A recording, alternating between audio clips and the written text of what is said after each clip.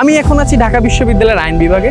তোমরা জানো ঢাকা বিশ্ববিদ্যালয়ের অন্যতম প্রতিযোগিতামূলক এবং রয়্যাল ডিপার্টমেন্ট হলো ল ডিপার্টমেন্ট তথা আইন বিভাগ। তোমাদের অনেকেরই স্বপ্ন থাকে কিন্তু ঢাকা বিশ্ববিদ্যালয়ের আইন বিভাগে পড়াশোনা করার, বাট তোমাদের ভিতরে অনেকেই কিন্তু জানো না ঢাকা বিশ্ববিদ্যালয়ে আইন বিভাগে চান্স পাওয়ার জন্য তোমাকে কোন কোন কন্ডিশনগুলো ফিল আপ করতে হবে, তোমার মেরিট পজিশন কেমন হওয়া লাগবে।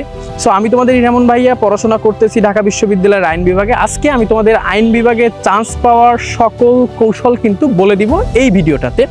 দেখো, তোমরা যারা ঢাকা বিশ্ববিদ্যালয়ের আইন বিভাগে চান্স পেতে চাও, তোমাদেরকে পরীক্ষা দিতে হবে ঢাকা বিশ্ববিদ্যালয়ের বি ইউনিট তথা বিভাগ পরিবর্তন ইউনিটে।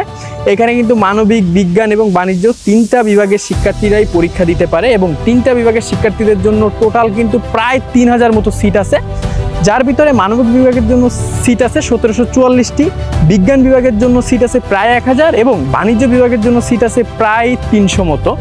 এবং এই 3000 সিটের ভিতরে আইন বিভাগের জন্য সিট আছে মাত্র 110টি, যেখানে আলাদা আলাদা তিনটা ইন্ডিভিজুয়াল গ্রুপের স্টুডেন্টরা কিন্তু এনরোল করতে পারে।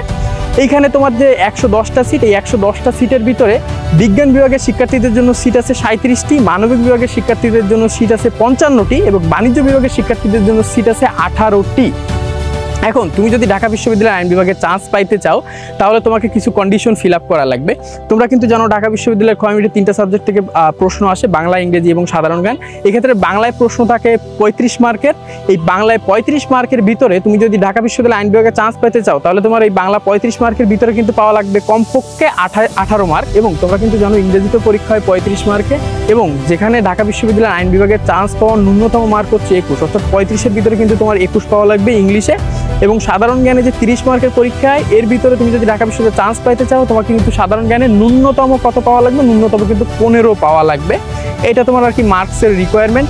বাট তুমি যদি শুধুমাত্র মার্কসের রিকোয়ারমেন্টগুলো ফিল আপ করো, তাও কিন্তু তুমি চান্স পাবে না, যদি না তুমি টপ মেরিট করতে পারো। এখন টপ মেরিট মানে কি? দেখো, তোমাদের কিন্তু জানা উচিত যে ভাইয়া, তোমাদের এইখানে 3টা বিভাগের শিক্ষার্থীরা কিন্তু এনরোল করতে পারে, অর্থাৎ আলাদা আলাদা, এবং সকলের সিট সংখ্যা কিন্তু আমি আলাদা আলাদাভাবে মেনশন করছি, যে 55, 37, 18 3টা বিভাগের জন্য আর কি মেনশন করছি। সো এইখানে আমাদের যে বিগত বছরের রেজাল্টটা যদি দেখি, আমাদের বিগত বছর টোটাল মানে সর্বোচ্চ মেরিট গেছে, অর্থাৎ লাস্ট মেরিট গেছে 71, অর্থাৎ 71, অর্থাৎ 71 পর্যন্ত যাদের মেরিট ছিল তারাই কিন্তু শুধুমাত্র ল ডিপার্টমেন্টে এনরোল করার সুযোগ পাইছে। তো এদের ভিতরে তোমার মানবিক বিভাগের মেরিট ছিল একদম লাস্টে ছিল 71, বিজ্ঞান বিভাগে ছিল তোমার 63 বা 63, এবং বাণিজ্য বিভাগের জন্য ছিল কিন্তু 36 বা 36, অর্থাৎ এই টপ মেরিটগুলোর শিক্ষার্থীরা কিন্তু ঢাকা বিশ্ববিদ্যালয় আইন বিভাগে পড়ার সুযোগ পাইছে। সো তোমরা যারা শুধু চিন্তা করো যে শুধুমাত্র কন্ডিশন ফিল আপ করে ঢাকা বিশ্ববিদ্যালয় আইন বিভাগে চান্স পাওয়া, এটা কিন্তু অনেক বড় ভুল।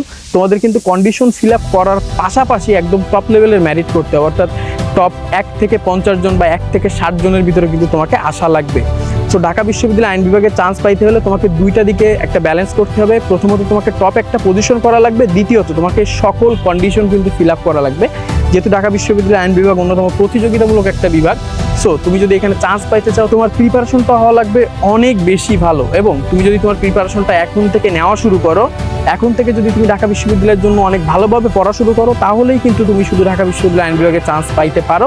এছাড়া কিন্তু ঢাকা বিশ্ববিদ্যালয় আইন বিভাগে চান্স পাওয়া অনেক বেশি টাফ হবে তোমার জন্য।